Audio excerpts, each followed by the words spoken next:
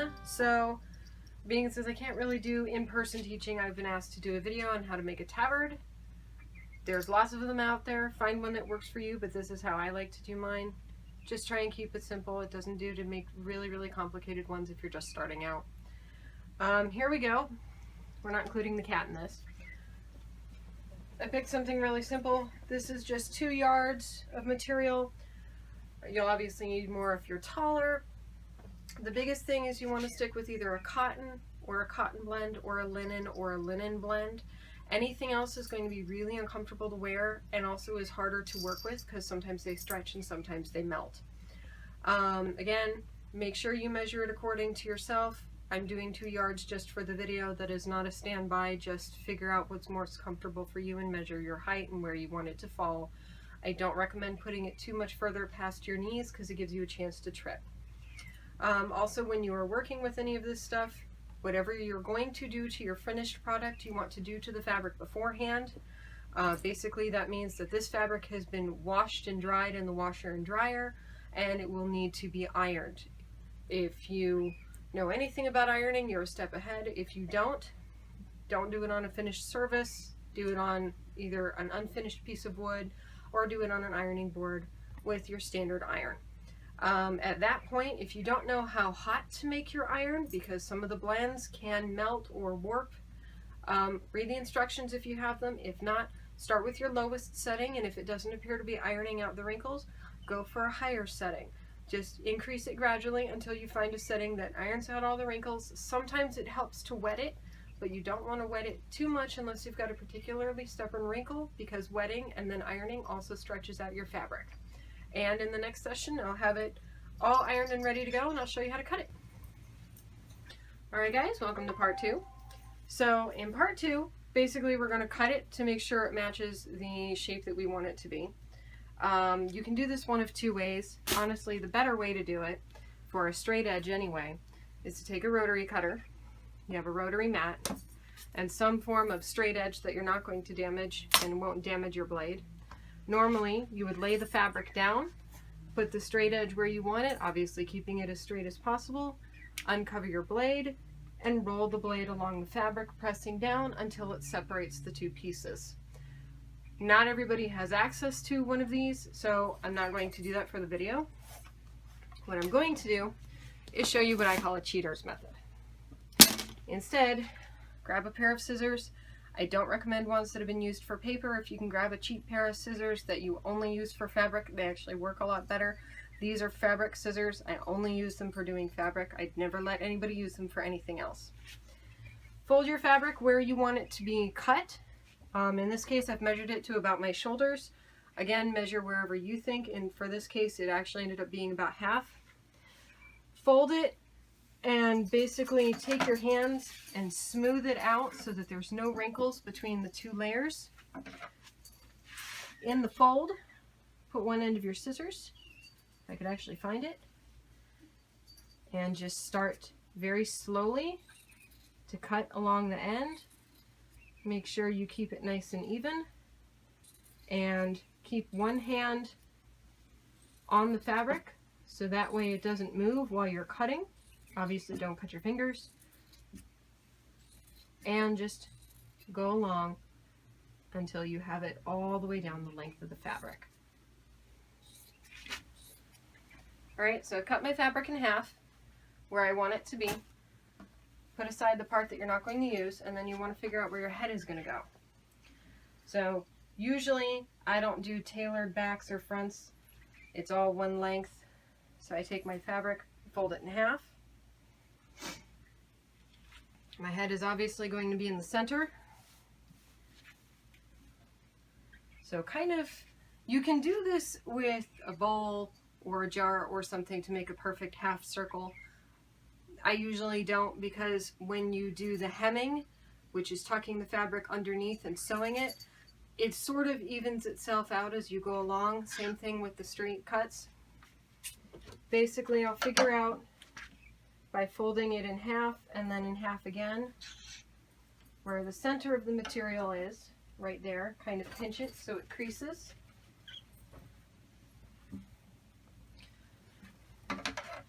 And small cut here, small cut here, about even on either side. And make sure you get both layers of fabric. And just cut your own variation of a half circle. Sorry, I'm left-handed. Alright, and that's what you end up cutting out. And that's basically where your head is going to end up being when you're finished. Alrighty, in our next section I'll show you how to hem. And at the same time I'll also show you how to do a straight hem for the bottom. There's going to be 3 hems in this video. There's going to be a straight hem, a tailed hem, and a tapered hem, and I'll show you how to do all 3 of them. Alrighty, so now we're going to do the hem. I'm going to do the hardest part, which I think is the hardest part anyway, which is the circle first. Make sure you've got an iron again. You want it set to the same setting that you used when you ironed it in the first place. To avoid having any raw edges, which is what this is considered, this is a raw edge, anything that's been freshly cut and has the potential to unravel. You fold it over once, and then you fold it over again. And then once you have it folded over, I'm going to actually do another section here to make it easier to see. Press it down a little, and then take your iron. Don't slide your iron along your hem. Press it down, otherwise it could turn your hem the wrong way, or it could also stretch your seam, because this will end up being a seam here, but you see how that stays nice and flat, and you do this all the way around. Alright, so basically what I've done is I've taken the iron and gone all the way along the outside. As you can see here, it's folded once and then twice over, just so that way when you go to sew it along this edge, all of the raw fabric edges will be hidden underneath. I am going to be doing this by machine for the video, but not everybody has access to a sewing machine, so doing it by hand is fine too. Take your needle. Obviously you're going to want one that's appropriate size for your project. This is just large, so that way you can see it. Take the end of your thread. This is called the eye of the needle. This is the point. Take the eye and thread the thread through, so that way it's not going to come undone. Some people like to just leave the end hanging. Some people like to tie a knot, so that way they have somewhere to stop the fabric from coming apart at the end and having it unthread. So just tie a knot in the end of your thread. And it's a very simple up and down motion. Start from the inside of your fabric, which is where your seam is. You'll go down into the fabric, and then you'll come back up and pull it tightly, and continue doing that the entire way through. I'm going to use a machine. Make sure you check with your manufacturer for your machine settings. All of it is going to be done on a straight stitch, but every machine is different. So showing you on my machine how to set it up won't necessarily work for you, but I'll show you at least the general basics. Alrighty, we're going to go over the basic parts of your sewing machine. If you'll come around this way. This is the needle here. Your foot pedal connects usually on the side of your machine. In this case, mine is going to connect right here in this round hole.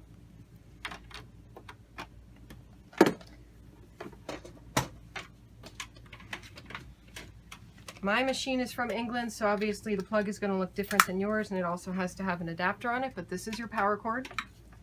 It also usually plugs in on the side of the machine. In this case, mine plugs in right here. And then you normally plug it into the wall, but mine plugs into an adaptive power supply. Make sure you've got power going to the machine. Switch it on.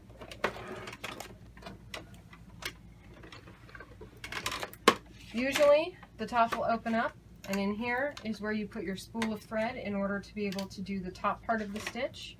And your bobbin goes underneath this little door to do the bottom part of your stitch.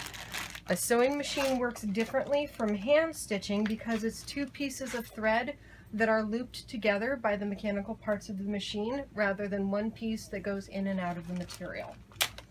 I am going to pick a color that is contrasting to try and make it a little easier for you to see. You unwind a section of it, pop it on the spool holder, make sure whichever way it unravels, it's not going to catch. In this case, I should be good. Every machine threads differently, so just follow the directions that come with your machine.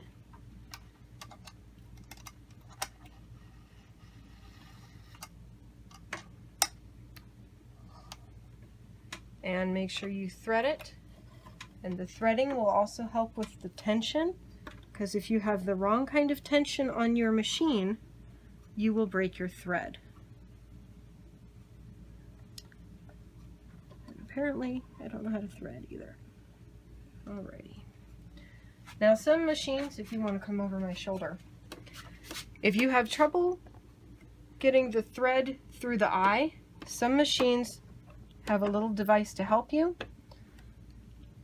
It's a little hook that goes through the eye of the machine. You loop your thread underneath it and pull the pedal through, and it brings the thread through for you. Just make sure you don't leave it hooked onto it. You don't want it touching anything other than the needle. And that's how you thread the top of it. For the bobbin, you're going to pick another color that's contrasting. Oh, let's go with, sure, why not? We'll use this one. Not all bobbins fit all machines. Make sure if you're buying new bobbins, they will fit. You want to unwind a section of your bobbin. Place the bobbin upright in the machine. In this case, it has to loop underneath this little hook here and be pulled up. There is a large round, basically it's a gear handle on the side that you turn to lower the needle. And if you watch, the thread comes through and pulls the bobbin and comes back up. At this point, you should be able, if I can do this correctly, to get the bobbin thread to come up through the little space that's underneath the needle here. And there you go. So once both tails are up and out, you close your door. On this machine, I have to set it to straight stitch.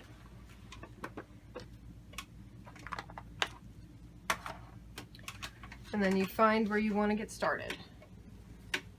Now, I'm not going to pin this whole thing because I don't really need to, but if it's your first time, you might want to consider doing it. But I will show you how to pin it. So get a few pins. The longer ones are actually easier to work with. Take a section. Make sure you go through one piece of the fabric and gather all of the layers together, and then come out the other side. And you usually want to do these roughly a couple of inches apart, so that it holds your whole design into place. And this just makes sure it doesn't come up while you're sewing. But you would effectively do this all the way around your headpiece. Now again, I'm not going to do it. This particular fabric is actually holding its shape really well, so I don't need to do it for this project. Slide your fabric underneath the foot. That's this piece here. Sometimes it's plastic, sometimes it's metal.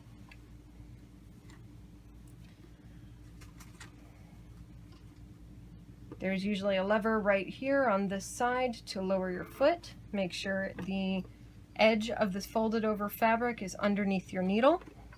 To test it, you can move that gear to the side. Mine's not quite over as far as I would like, so I'm going to move it over a little bit more. And now it's going to hit exactly where I want.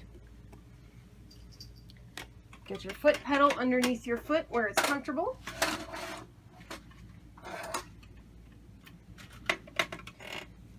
And you'll press down slowly. And the machine will start moving the material for you. Don't pull from the back, just guide it from the front, and it'll do just fine. Now if you bring, I don't know if you'll be able to see this under here, but there's different settings for the sewing machine. This setting here, this little U, basically you would hold it down you do a gentle on the pedal, and as you see, it's going backwards on the material. Now I like to do that just to give my end a little bit more security, so that way it's not going to come unraveled either through use or from when I'm actually working. And then as soon as you are comfortable going a little bit faster, just do one straight stitch. Make sure you don't leave your pin underneath here. Pull them out before you actually continue sewing, otherwise your needle could hit your pin and break it. And that basically sets off the alignment of your sewing machine, and you may end up having to take it to a specialist in order to get it fixed. So if you can avoid doing that, save yourself some hassle and some money. But basically you just sew all the way through, and preferably not get your needles caught in your machine.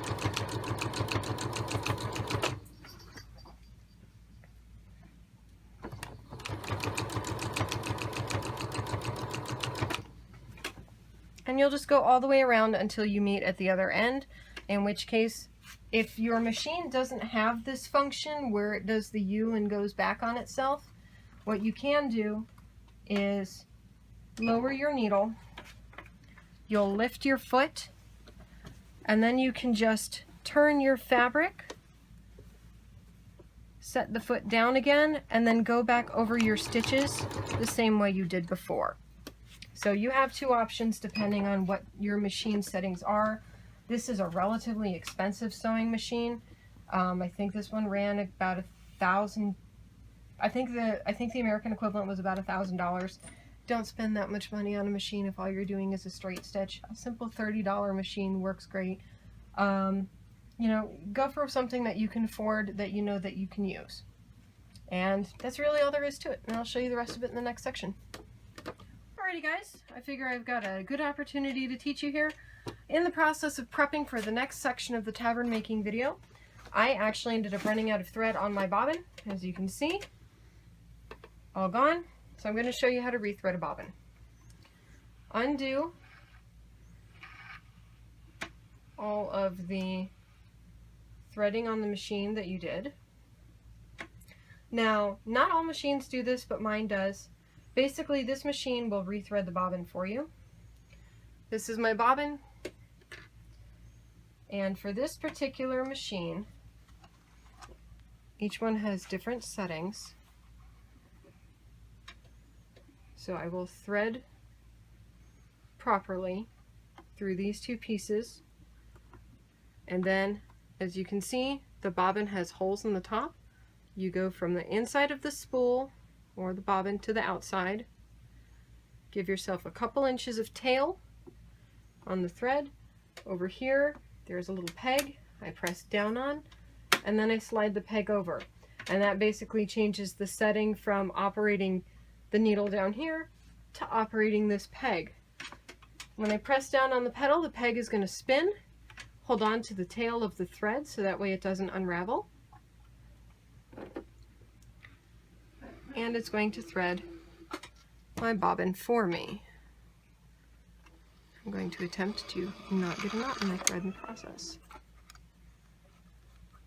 And it got caught already.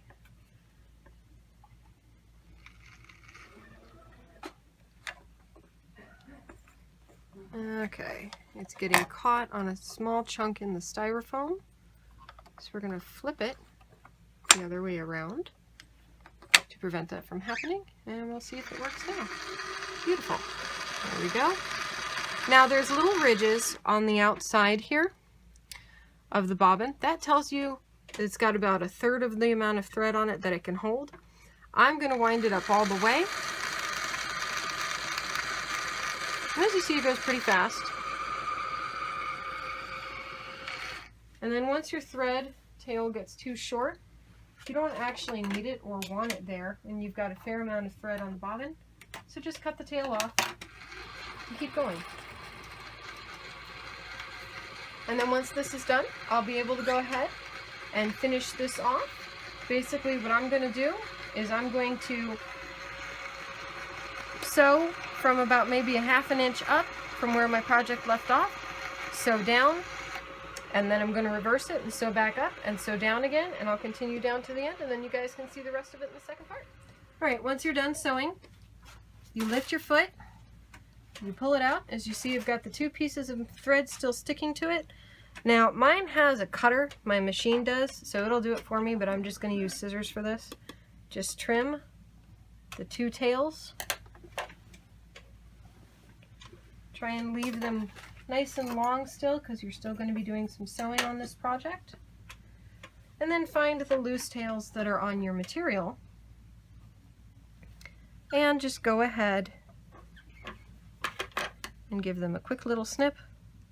As you see, I went over the end a couple of times just so that way it doesn't unravel. If you don't do that, you will end up having problems with the material or with the thread unraveling. If you can't manage to go back over your threads well enough to be able to manage this, go ahead and take a piece of fabric glue, or a dot of fabric glue rather, and just smear a little bit of glue over the end, just something to secure it, so that way it doesn't come unraveled either when you're using it or when it goes through the wash. And next I will show you how to do the sides.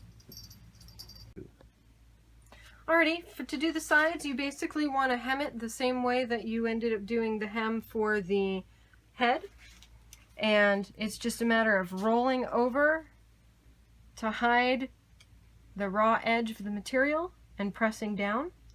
And actually, while I was doing this video, somebody asked me what kind of material I was using. I am using flannel for this because it's really, really easy to work with. Don't use flannel for your tabard. It'll be way too darn hot. It's wonderful for baby blankets. It's not wonderful to fight in. It does, however, work really nicely if you want to make a pattern. So that way, if you think that you might need a pattern to help you the next time you make one of these. Muslin also works very well. Muslin tends to be a little bit more inexpensive. It's basically it's a very simple, usually non-dyed cotton.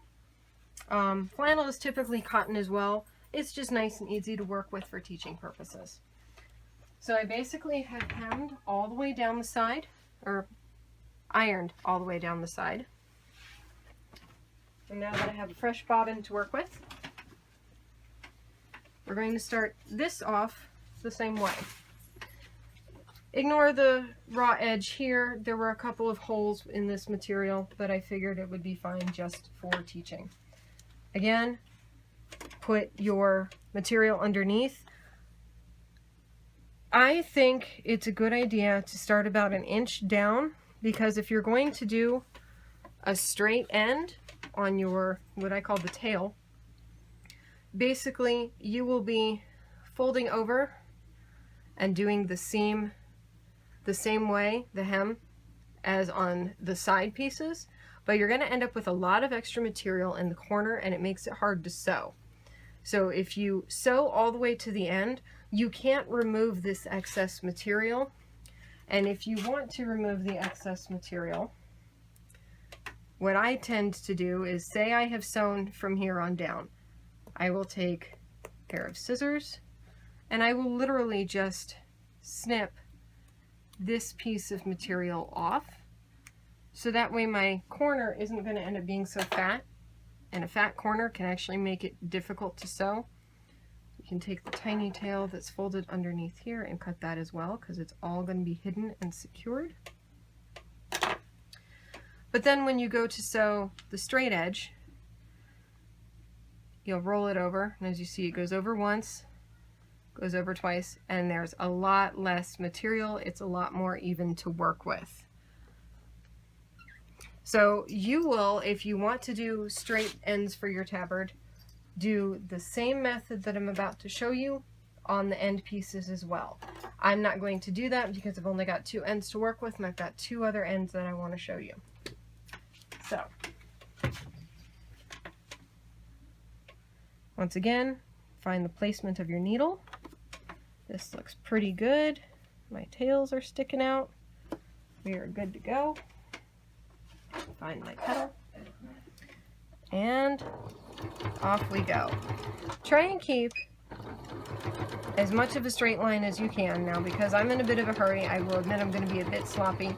I like to try and keep it close to the edge that I have folded over. Now again, because I've got some holes in here, it's not going to be perfect, but it's good enough for the video.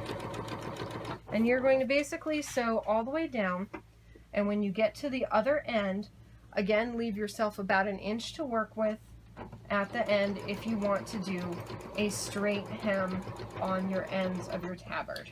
All right, I'm going to do a brief demonstration of the straight end. So I've cut the tails off of the end of my thread. I have cut out the material on the corner as I showed you in the previous section, and I'm going to fold it over, and preferably without burning myself. You go and do the same thing that you would do on the side. Normally you tuck these threads under or snip them off, and go all the way through to the other end. I'm left-handed, so I'm going to switch.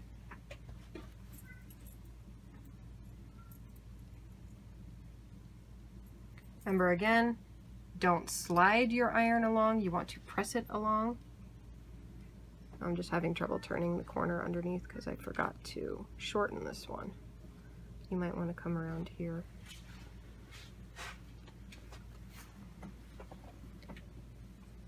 All I'm doing is lifting it a little bit, moving it down, pressing. A heavier iron works better. This is actually a little travel iron. I like to use it in small spaces because it makes maneuvering a little bit easier.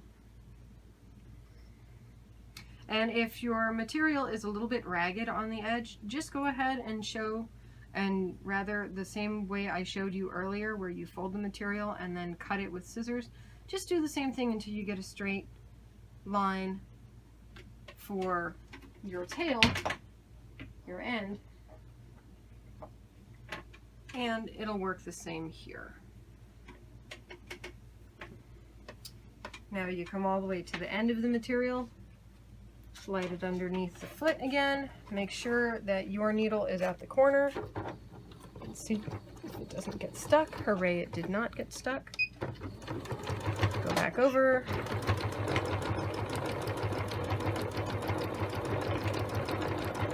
And just do a nice straight edge along the end. And this is literally the same thing that I did for the sides of the tabard, just off camera, so you didn't have to sit here for 10 minutes and watch me sew. Almost done. Every so often, just make sure that your material is still straight. And if it gets a wrinkle or two in it, don't worry about it. You can sew over them.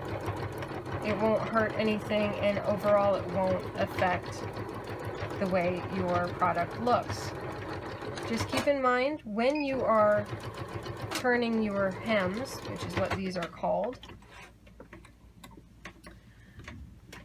don't make the mistake of accidentally sewing this on the inside and this on the outside. Try and make sure all of your folds and all of your seams are on one side of the fabric, because this is the side that's going to be hidden and no one's going to be able to see it. It will annoy me personally if I end up sewing this on the inside and this gets flipped the other way around. I'm the kind of person who I will undo every single stitch. Just double check yourself and make sure that you're doing it all on the underside of your material. All right, now that I've done that, I'm going to ruin it by showing you how to do a V-tail. Take your material, fold it in half, fold, pinch where the center of the material is. Now again, if you are so inclined and have the ability to get the materials to do this, go ahead and use a rotary cutter and measure it out. Either way, you want to figure out how deep you want your tail. In this case, I'm going to put it to here. And I'm literally just going to cut straight up using the fold and cut method I showed you earlier to about where I want it to be. And then from here, That's where my material ends as far as the split. And I am just going to make a little tiny cut there so I know where I'm going. And fold it over. Again, make sure there's no wrinkles. And do the same kind of fold and cut. Again, I'm going to be a little bit slow because these are actually thread scissors, but they're still nice and sharp and good for material also. You are going to cut a little bit of your hem from the sides of the tabard, but that's okay. It's going to be hidden again anyway, so it's not that big of an issue.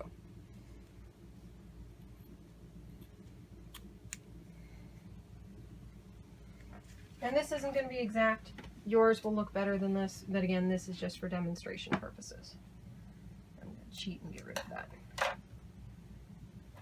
All right. And you have your tail. And once you've got your tail, set your iron back up. Get your ironing board back out. And you're pretty much going to do the same thing that you did for your side pieces, only you're going to have a V instead. Now, I like to start at the middle and work my way out. Some people like to do a small cut right here to make it a little easier. I don't like to do that because that leaves a really, really tiny spot of raw edging on your material, so I'm not going to do that. You can if you want to, it's up to you. I like to start here, and this will start as a very small seam, small edge rather,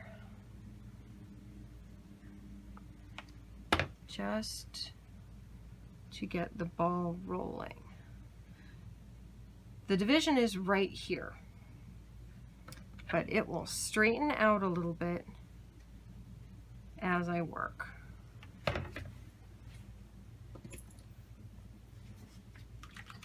Come on, you're gonna burn yourself.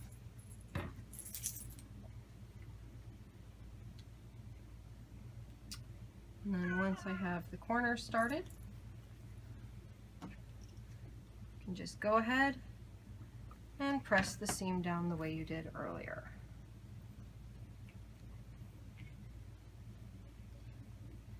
And once again, because this is for teaching purposes only, it's going to be a little bit sloppy on my end. Yours will turn out much nicer.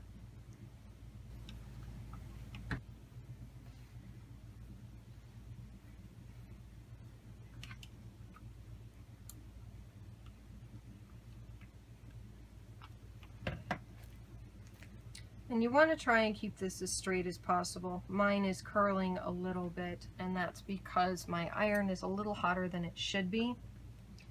And also my fingers are being a little bit difficult to work with today. But just try and keep it as straight as you can. And that also means this is going to be a little bit off, but that's okay.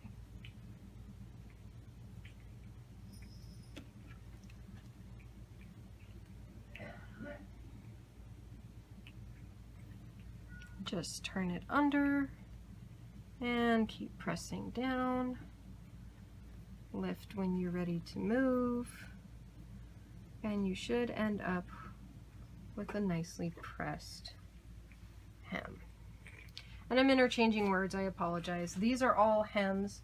A seam is when you've got two pieces of separate material and you sew them together. If you have more questions about the different terms I'm using, there's lots of information online. But as you see, you end up with basically a V. And then, head back to your machine.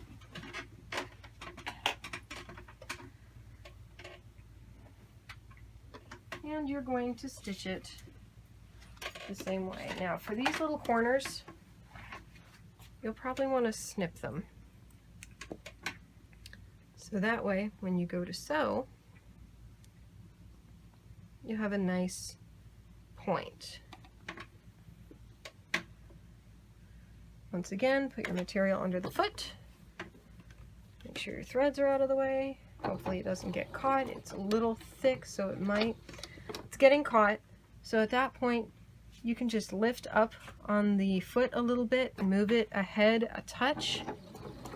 It still gets caught, but at least it's connecting. And this is why you want to have some of that extra material on the corners taken out, so that way it doesn't catch.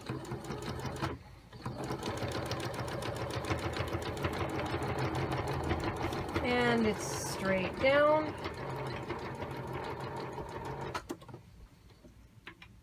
Until I get to my V, which is going to be right here.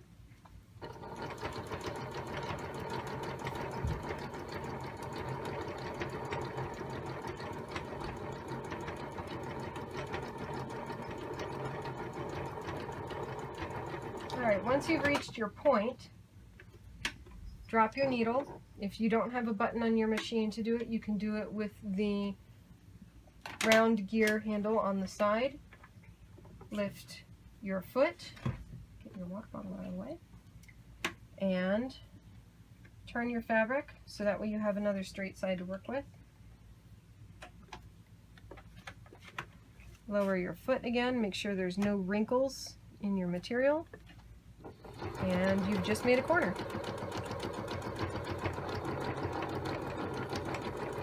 So all the way down once again. My machine is groaning a little bit because it's old and I'm going a little too fast.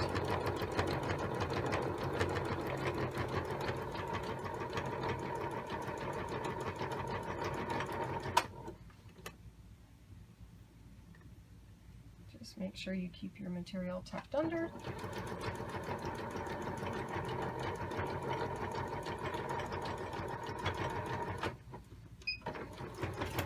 Go back over your material and your stitches on the end, cut your threads, and there's your V right there. Again, it's curved a little bit because I didn't do the snip in the middle. You can if you want to, you don't have to. Also, flannel, while awesome to do as demonstrations, is not thin enough for all of the nice little details that you would do on, say, a cotton tabard.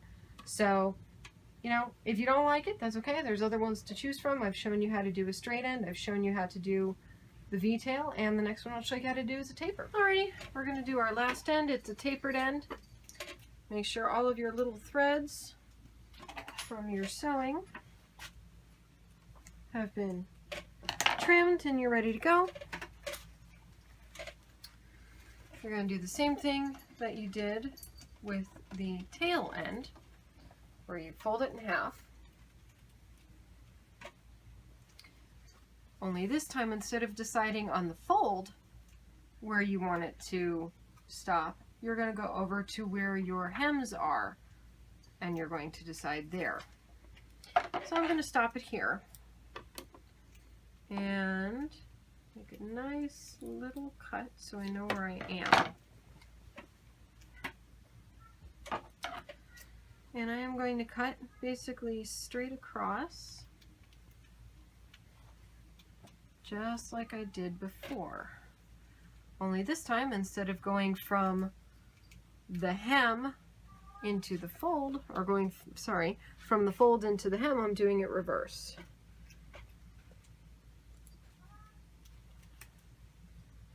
And this is a little thick, so we're going to cut through that really quickly. There we go.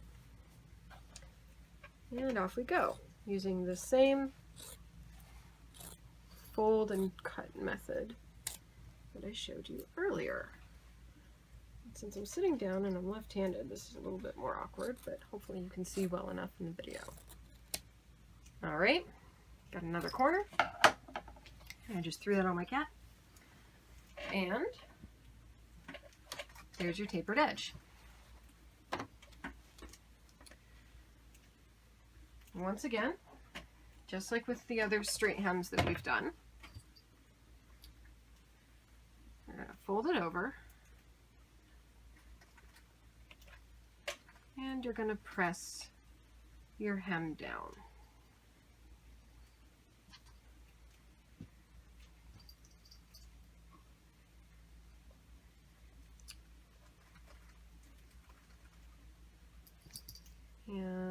when you get to the tip. And looks like I've got a couple little wrinkles in here, but that's not too big of an issue for this. And you're going to do the same thing here. Now you're going to end up with a really, really fat corner again, but I'll show you how to take care of that after the hem is ironed into place. So don't worry about that just yet. And I just ironed my finger. That hurt.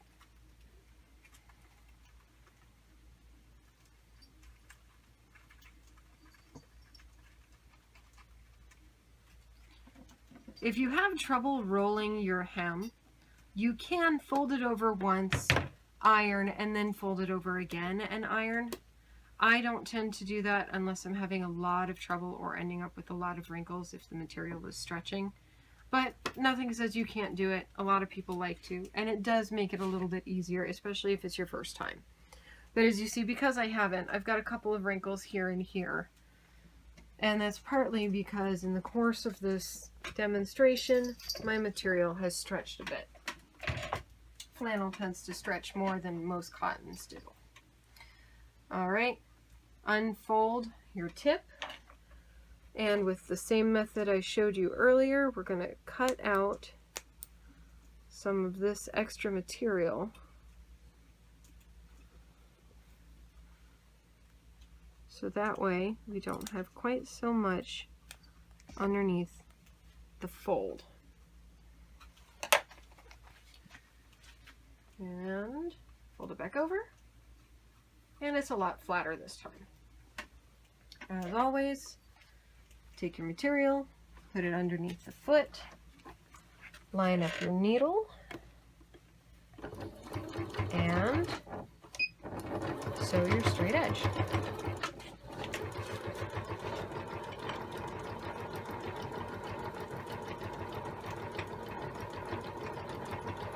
Remember, don't try and force the material through, you're just guiding it. Let the sewing machine do the work for you. If you're doing it by hand, I do recommend pinning it, just like I showed you when we worked on the head portion of this project. It'll be a little easier for you to keep it straight, since you're going to go a little bit slower with hand sewing.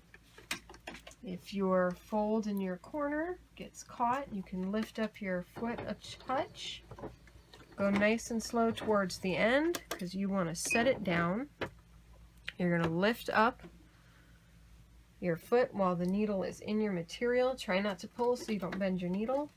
You've made a nice corner and you're off and going again. And if you make mistakes, it will be a little easier to hide them because normally you would pick a thread that actually blends in well with your material. But because it's a demonstration, I wanted you to be able to see where I was working.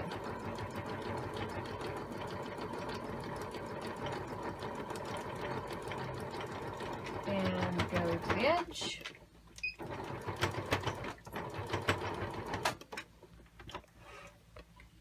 Cut your... And voila, there you go. Once you're finished, just go through your project, make sure you've cut all of the tails off of your thread.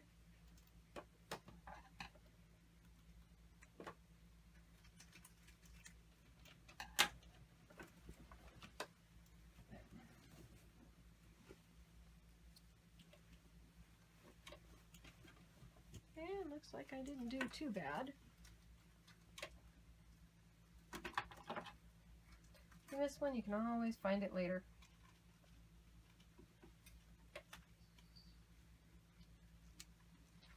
Just remember, don't cut your material when you're cutting off your tails. Just cut the tail, try not to cut your stitches.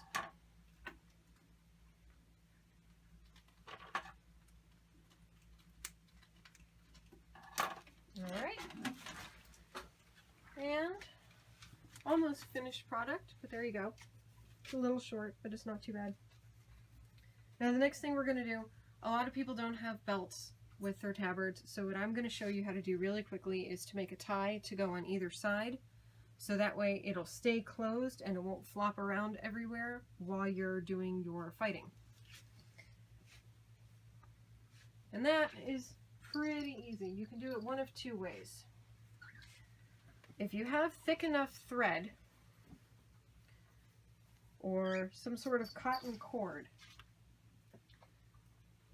fold it in half like it's going to be sitting on your body and figure out, based on where your body shape is, where you want it. If you need to put it back on and pinch there or mark it with pins, go ahead and do that.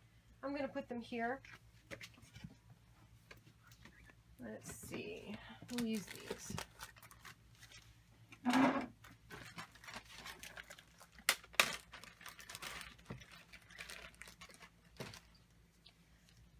Now, this is not the thickest stuff that I could use. It's not the greatest, but again, I just want you to be able to see. You're going to take several lengths of this. I'm going to do 3 because I'm just going to do a simple braid.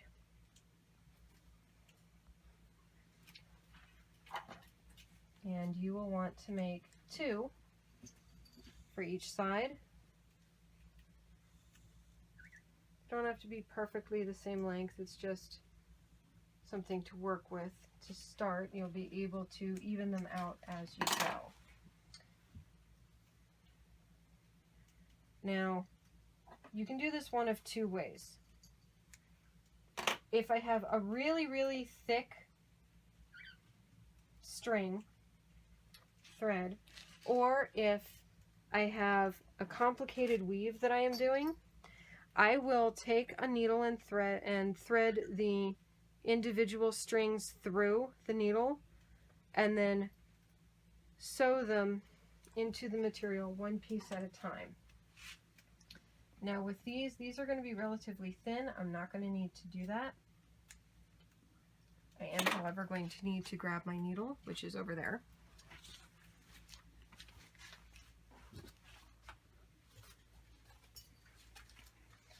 Since the large needle that I showed you earlier is definitely not going to work for this project.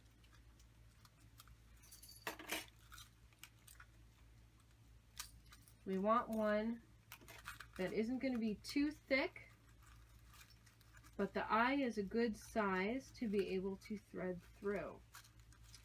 And I think we're going to settle on this puppy. Nope, not that one, too thick.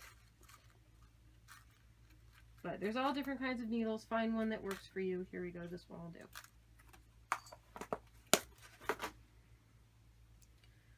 And this might take me a try or two because this stuff is a little bit difficult because it unravels as it goes. But pinch the end, thread it through. Make sure when you pull them through, unlike that you grab all 3 pieces at once. Now there's lots of different kinds of braids. You can do any braid that you like. I'm just doing the simple 3-strand one because it's quick and it's easy.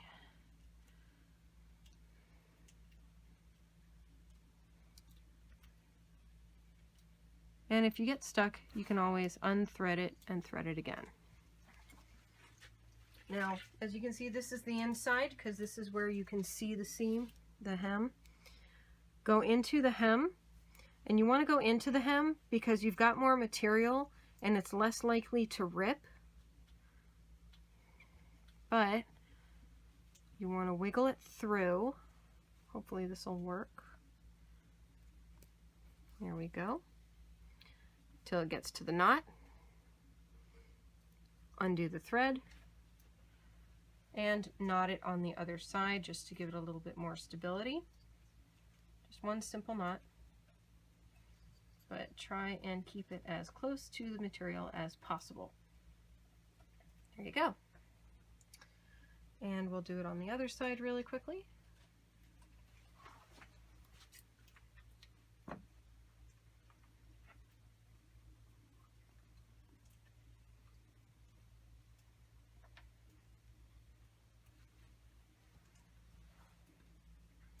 Try and keep it pretty even.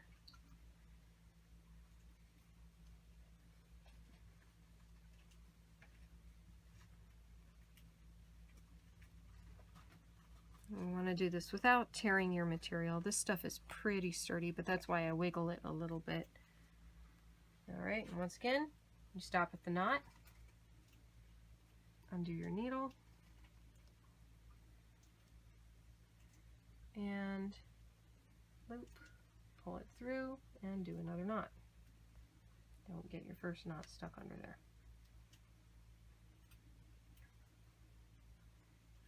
All right, so you have your 2 ties. Now, I'm not sure if everybody knows how to braid. It's really simple. Separate your 3 strands.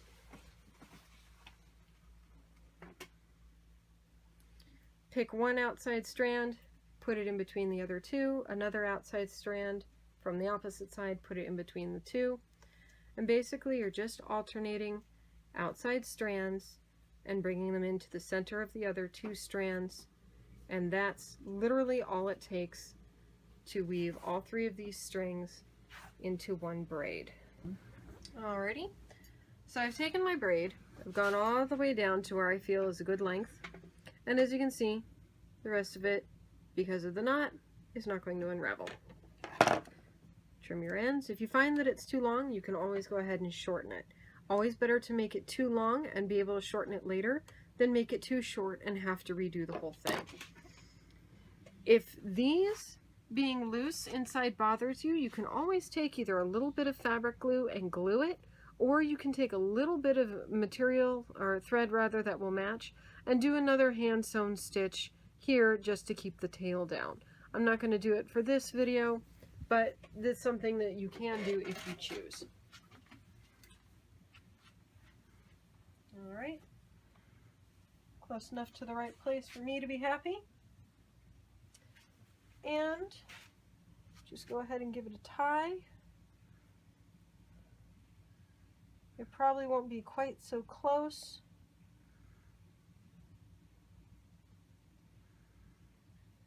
And I'm just going to do a lazy bunny ears here. A lot of times you'll probably want to go for a thicker tie, but in the end, whatever works for you, as long as it stays, and this way you don't have to worry about having a belt. I'm pretty sure that's about it. If you've got any questions, feel free to let me know, but that's basically making a single one material piece tabard. So there you go, guys.